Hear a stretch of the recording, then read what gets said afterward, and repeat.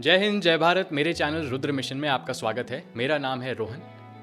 पिछले वीडियो में मेरे को कई लोगों का प्यार मिला, कई लोगों के कमेंट्स आए, कई लोगों के लाइक्स आए, कई लोगों ने टिप्पणी भी दी और कुछ लोगों ने तो सीधा मेरे को बोला कि HAL का काम मुझे ही कर लेना चाहिए। चलिए आज मैं आपसे बात करना चाहता हूँ GTX 35VS के बारे में। क्या आपने कभी सुने हैं ये क्या है ये अक्षर GTX 35VS? कोई गेसेस? ये है कावेरी इंजन, भारत का इंजन जो हम कई साल से कोशिश कर रहे हैं बनाने में। और आज मैं कावेरी इंजन की इसलिए बात कर रहा हूं क्योंकि इसको बनाने की जो बॉडी थी, जिसको GTRE बोलते हैं, यानी कि गैस टर्बाइन रिसर्च एस्टैब्लिशमेंट, उन्होंने इसी हफ्ते एक EOI लॉन्च किया है, यानी कि एक्सप्रेशन ऑफ इंटरेस्ट। और इसमें GTRE ने प्राइवेट प्लेयर्स को इन्वाइट किया है भारत का पहला फाइटर जेट इंजन बना के डिलीवर करने में। अब ये बहुत ही ज़्यादा इंपॉर्टेंट न्यूज़ है। और दिक्कत की बात यह है कि हमारी जो मेन स्ट्रीम मीडिया है, जो टीवी चैनल की मीडिया है, वो इसके बारे में कभी बात ना उछालेगी ना छेड़ेगी। वो तो सिर्फ तभी जागेगी जब एंड प्रोडक्ट आ जाएगा। लेकिन हमें भारतीयों को समझना चाहिए कि ये जेट इंजन इतना आसान नहीं है। और इसीलिए मैं आज आपसे बात करना चाहता हूँ कावेरी जेट इंजन के बारे में। देखिए, कई सारी डिटेल्स मैं आपको बताऊँगा, इसलिए मैं अपने लैपटॉप में देख के आपसे बात करूँगा। आप प्लीज़, मैं धीरे धीरे बोलूँगा तो आप प्लीज़ 1.5x की स्पीड पे सेटिंग में जाके कर दीजिए ताकि आप फटाफट सुन सकें। शुरुआत करते हैं। तो कावेरी इंजन का जो प्रोजेक्ट है, उसका जो निर्माण हुआ 1986 में हुआ, 1986 में। मैं पैदा भी नहीं हुआ था तब। उसके बाद इसका जो काम चालू हुआ 3 साल के बाद हुआ। 1989 में इस पर पहला काम स्टार्ट हुआ और काम दिया गया था GTRE को। GTRE DRDO का एक हिस्सा है, जो हमारा मेन डिफेंस देखती है DRDO, उसका ही हिस्सा GTRE है। तो GTRE को जब 1989 में ये मिला, उन्होंने या तो वो तैयार नहीं थे या वो ज़्यादा ही शेर बन रहे थे। उन्होंने बोला कि इसका डेडलाइन हम 1996 रख देते हैं कि हम इसको 7 साल में बना सकते हैं एक जेट इंजन को। सोचिए, विशफुल थिंकिंग बोलते हैं इसको। और ओरिजिनल प्लान था कि हम 17 जेट इंजन बनाएंगे। उनका नाम, उस जेट इंजन का नाम कावेरी है। मैं आज अभी से उस इंजन का नाम कावेरी ही बोलूँगा। तो हम 17 कावेरी इंजन बनाएंगे जो LCA तेजस में फिट होएगा। इनफैक्ट जो LCA तेजस का पूरा प्रोग्राम था, जो उसकी पूरी डिज़ाइन और कॉन्सेप्ट थी, पहले इस कावेरी इंजन के ऊपर ही थी। तो 1996 में जब ये डेडलाइन दी GTRE ने, तब तक तो कुछ नहीं हुआ था। मतलब तब तो ग्राउंड रन उसका चालू हुआ था। ग्राउंड रन अगर आप नहीं समझ रहे तो मतलब ऐसा समझ लीजिए कि इंजन को ज़मीन पे रखा हुआ है और उसमें तेल डाल में उसको चला के देख रहे हैं। वो अभी एयरक्राफ्ट में डला भी नहीं है, सिर्फ इंजन की टेस्टिंग हो रही है। ठीक है, ग्राउंड रन हो गया। लेकिन 1996 के बाद 1997 में उस पर काम चलता रहा, धीरे धीरे होता रहा। 1998 में भारत ने न्यूक्लियर धमाके किए, टेस्ट किए, न्यूक्लियर टेस्ट। उसको ऑपरेशन शक्ति नाम दिया था। अब इसकी वजह से पूरे वेस्ट को आग लग गई, क्योंकि भारत इतनी तेज़ी से ऊपर कैसे आ सकता है। ये बात अलग है कि हम पहले न्यूक्लियर टेस्ट कर चुके थे इंदिरा गांधी जी के समय पे, लेकिन इस बार भी हमने जब किया 1998 में, तो भारत को काफ़ी कुछ चुकाना पड़ा, क्योंकि भारत पे लगा दिए थे सैंक्शंस वेस्ट ने। और उन सैंक्शंस में ऐसे ऐसे मटेरियल्स पे भी सैंक्शन लगे थे जो भारत को बाहर से लेने पड़ते थे इसी जेट इंजन के लिए। तो कावेरी इंजन को सबसे पहली और सबसे बड़ी चोट न्यूक्लियर टेस्ट की वजह से लगी, जहाँ हमारे इंपोर्ट्स पे सैंक्शंस ऐसे लगे कि हम वो मेटल्स कभी भारत में ला ही नहीं पाए। उसके बाद क्योंकि हम वो मेटल्स ला नहीं पाए, हम उस पर काम नहीं कर पाए, हम उस पर रिसर्च और R&D नहीं कर पाए, तो हमारी जो मेटलर्जी होती है ना, यानी कि मेटल्स को लेके जो काम होता है, उसको मेटलर्जी बोलते हैं, वो काफ़ी पीछे रह गई। और 1998 के बाद 4 साल तक हम एयरक्राफ्ट के जो इंजन है, उसमें अलग अलग टाइप के मेटल्स लगते हैं, वो हम कर ही नहीं पाए क्योंकि हम पे सैंक्शंस लगे हुए थे। और इसीलिए जो जेट इंजन अगर आप देखेंगे ना, उसमें ब्लेड्स होते हैं जो बहुत स्पीड से दौड़ते हैं। उन ब्लेड्स को बनाने में जो मेटल चाहिए था वो हमें मिल नहीं रहा था, और इसीलिए कावेरी का जो टर्बाइन ब्लेड था उसमें इशू आ गए। वो क्रैक हो जाता होगा, वो चिप हो जाता होगा। अब इतनी तेज़ी से वो ब्लेड्स घूमेंगे, अगर सही लोहा नहीं है तो वो उड़ जाएगा, वो टूट जाएगा। यही होने लगा था। तो 2002 में भारत पहुंचा फ्रांस के पास। तो आप देखिए, फ्रांस के पास हम कई बार गए हैं, 1961 से गए हैं, लेकिन इस बार हम फ्रांस के पास गए और स्नेकमा से बात की। अब स्नेकमा वो कंपनी है जो, अगर आप जानते हैं कि हम रफाल की डील कर रहे हैं, तो रफाल को बनाता है डसॉल्ट और रफाल का जो इंजन है वो बनाता है स्नेकमा। तो हम स्नेकमा के पास गए कि आपने अपने जेट इंजन मिराज 2000 में भी डाल रखा है, तो आप हमको थोड़ी मदद कर दो। तो स्नेकमा मान गया, लेकिन इतनी जल्दी नहीं कि वो अगले साल से ही आने लगे। तो 2002 में हमने उनसे बात की। 2003 में कावेरी में काफ़ी दिक्कतें आने लगी। 2004 तक आते आते लगा कि ये इंजन नहीं बनेगा। तो उसमें क्या किया, जनरल इलेक्ट्रिक को, जीई, जिसकी मैं बहुत बार चर्चा कर चुका हूँ, जो अमेरिका की कंपनी है, उसको ये कॉन्ट्रैक्ट दिया 404 इंजन के लिए कि इसको ले आते हैं, इंजन को तेजस में फिट कर देंगे, कम से कम हम अपना जहाज तो बनाना चालू करें, हम अपना इंजन बाद में बनाते रहेंगे, हम पहले अपना एयरक्राफ्ट बना लेते हैं। तो हमारी सोच अच्छी थी, उस टाइम पे यही थी। तो 2004 में जब ये जीई के साथ कॉन्ट्रैक्ट हो गया ना, 2006 में अमेरिकन्स ने, जीई ने खुद ने बोला कि हम आपको हेल्प कर देंगे आपका खुद का जेट इंजन में। अभी उसमें उन्होंने जो मांगे जो चीज़ें मांगी होंगी वो हम डिलीवर तो कर नहीं पाएंगे। तो डीआरडीओ ने तो मना कर दिया कि सॉरी, हमको आपकी हेल्प नहीं चाहिए, हमारा पूरा इंडिजिनस इंजन ही रहेगा। ये 2006 की बात है। 2007 में पहली बार सरकार ने प्राइवेट कंपनीज को अपील करा और बोला कि प्लीज़ आप आ जाइए और कावेरी इंजन बनाने में आप हमारी मदद कर दीजिए। 2008 फरवरी तक कावेरी का जो इंजन था 1700 घंटे उसकी टेस्टिंग हो गई थी, लेकिन हाई ऑल्टीट्यूड टेस्टिंग नहीं हुई थी। क्यों? क्योंकि इंडिया में हाई ऑल्टीट्यूड टेस्टिंग सेंटर ही नहीं था, अभी भी नहीं है। 2008 की मैं बात कर रहा हूँ, आज 2026 है, हमारे पास हाई ऑल्टीट्यूड रीजन है, लेकिन हमारे पास हाई ऑल्टीट्यूड टेस्टिंग सेंटर नहीं है। इसीलिए इंजन इंडिया से रशिया जाता है, फिर रशिया वहाँ पे हाई ऑल्टीट्यूड और कोल्ड टेस्टिंग करती है, इसीलिए हमारे इंजन डिले होता है।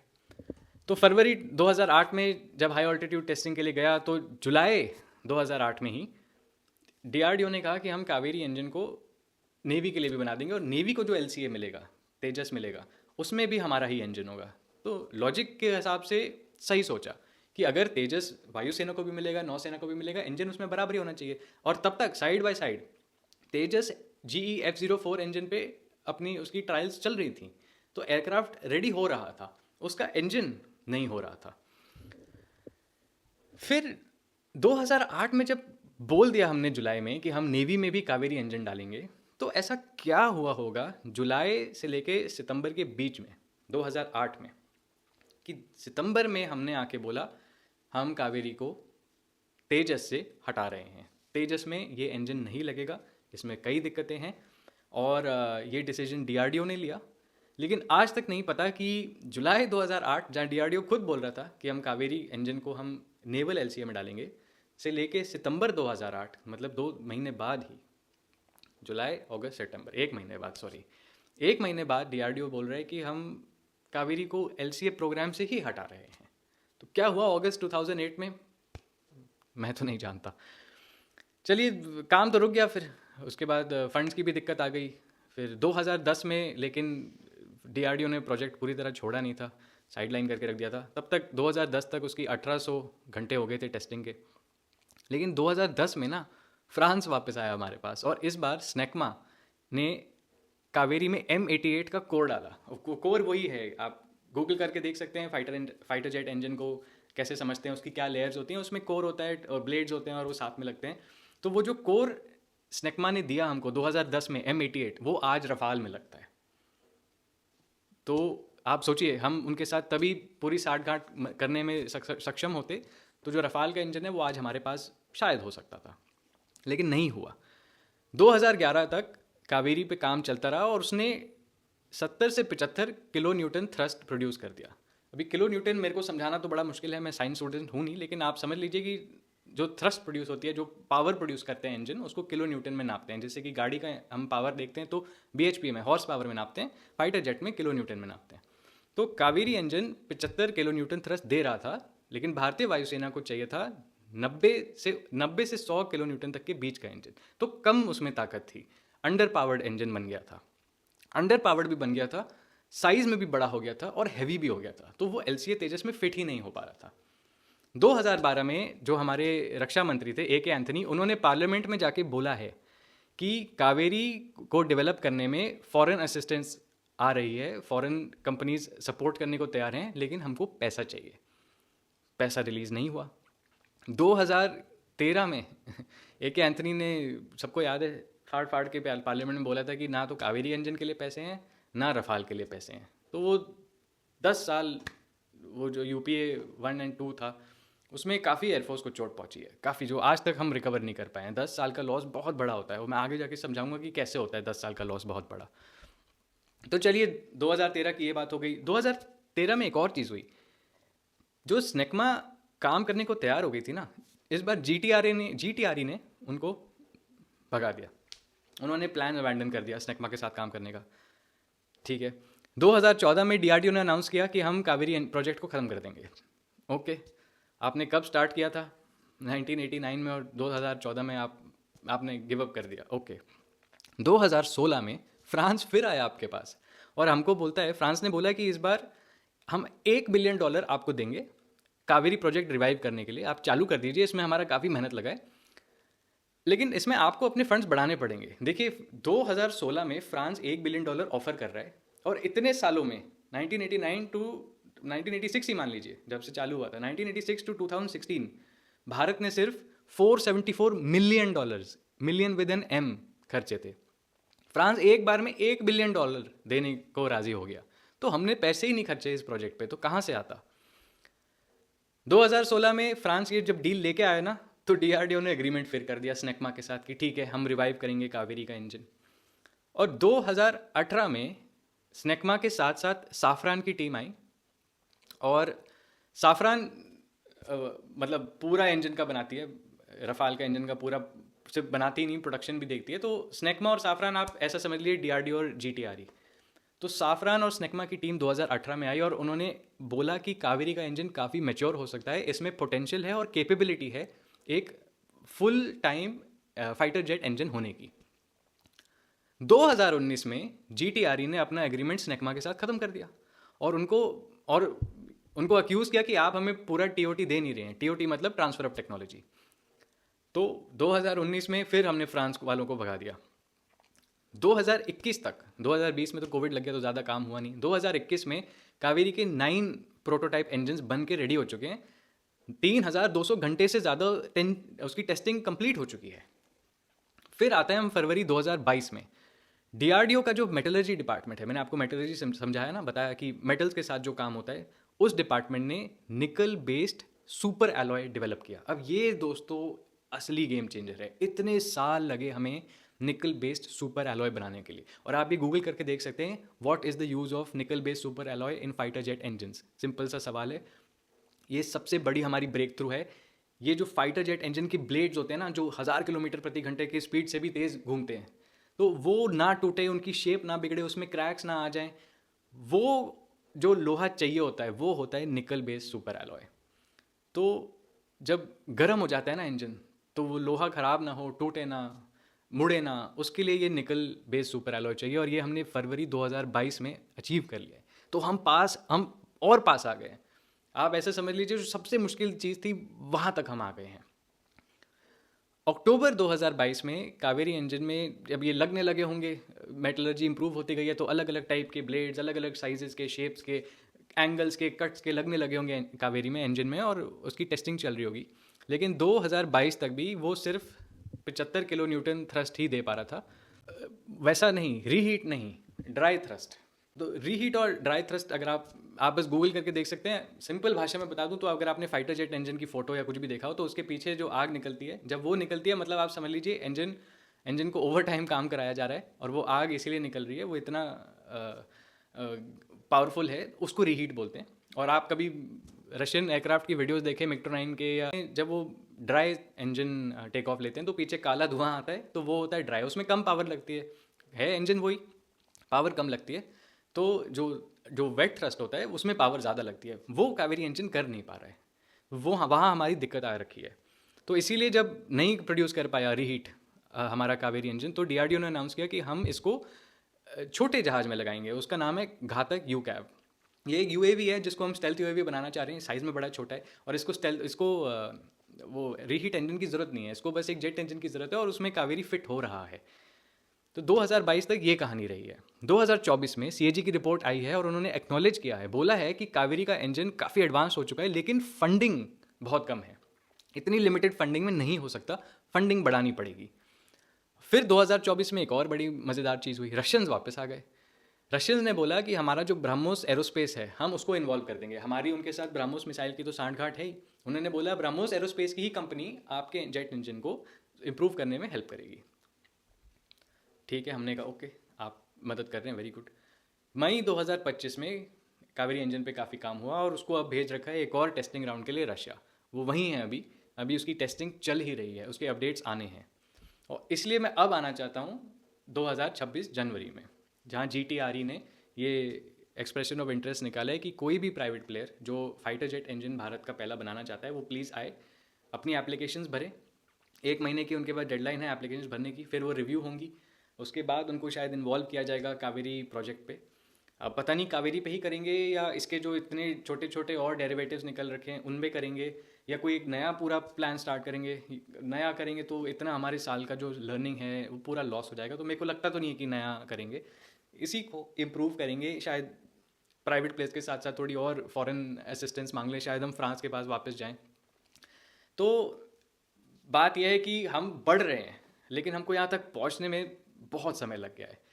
और इसमें एक मैं शख्स की मैं बात बताना चाहूँगा। GTRE के फॉर्मर डायरेक्टर थे CP रामानारायणन, 2013 से 2016 तक ये डायरेक्टर थे। उन्होंने बोला on record, the funding authorities and senior government officials lack an understanding of the scope of advancements and difficulties encountered by high tech R&D projects. सीधी भाषा में बोलूँ तो वो ये कह रहे थे कि फंडिंग अथॉरिटीज़ यानी कि MOD government and senior government officials can be ministers, can be bureaucrats, इनमें से कोई भी वॉलेट नहीं खोल रहा है, कोई भी फंड्स नहीं निकाल रहा है। और ये बात सही भी है। अगर आप मेरी स्क्रीन देखें तो मैं आपके सामने एक कंपैरिजन करना चाहूँगा कि भारत और चाइना में क्या फ़र्क है, क्यों चाइना के पास खुद का इंजन है और क्यों भारत के पास अपना इंजन नहीं है। देखिए, कंपैरिजन है हमारे कावेरी और चाइना के WS-10 इंजन की। प्रोग्राम का जो स्टार्टिंग टाइम है आप देखिए एकदम सेम है। हमने 1986 में किया, उन्होंने भी लगभग उसी समय किया। सैंक्शन भी हमने बराबर सेम टाइम पे किया प्रोजेक्ट। हमारा जो टारगेट थ्रस्ट था हमारा कम था, क्योंकि हम LCA के लिए सोच रहे के बना रहे थे कि हम हल्का जहाज बनाएंगे। उन्होंने थोड़ा हैवियर इंजन चूज़ किया कि हमको ज़्यादा पावरफुल चाहिए। प्रोटोटाइप का जो रन है देखिए वो भी लगभग सेम 96 1990s। मेजर माइलस्टोन भी आप देखें तो वो भी सेम है, लेकिन दिक्कत ये है यहाँ पे मेजर माइलस्टोन की उनका ऑपरेशनल ट्रायल्स में था और हमारा डी लिंकिंग में।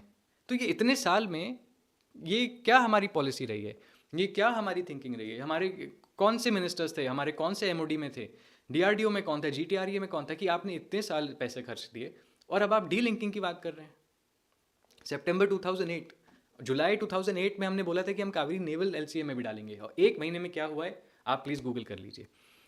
कौन सी सरकार थी वो भी आप देख सकते हैं। ऑपरेशनल इंडक्शन देखिए, हमारा नॉट इंडक्टेड, चाइना का इंडक्टेड इन 2010, और उसके बाद से सारी जो J-10 की फ्लीट है, जो जहाज J-10 वो पाकिस्तान को भी बेच चुके हैं, उसमें भी यही WS-10 इंजन लगता है। और ऐसा नहीं है कि चाइना का WS-10 कोई बहुत महान इंजन है, कोई बहुत टॉप इंजन है, वो भी पूरा कॉपीड है, रशिया से उन्होंने कॉपी किया था। इनफैक्ट जो उनका पहले का J-10 था उसमें रशियन इंजन ही लगे थे, उन्हीं को उसने कॉपी कर दिया चाइना ने और अपना बना दिया। हमने नहीं किया, हमने भी तो उनसे कितने जहाज़ लिए, कितने इंजन लिए, हमने कभी कॉपी नहीं किया। यह हमारी भी एक दिक्कत रही है।